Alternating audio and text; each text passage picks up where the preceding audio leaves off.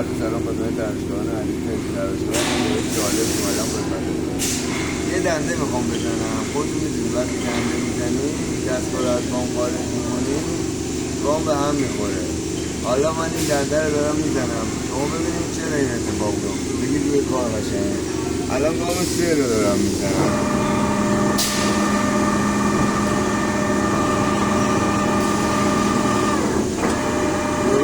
خب حالا اینجا رو بگیرید نگاه کن.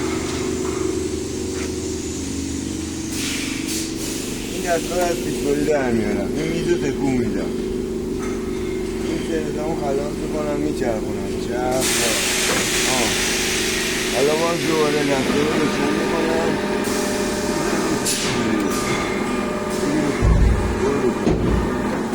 برو رو کار، برو از اون رو کار، از اون برو رو کار.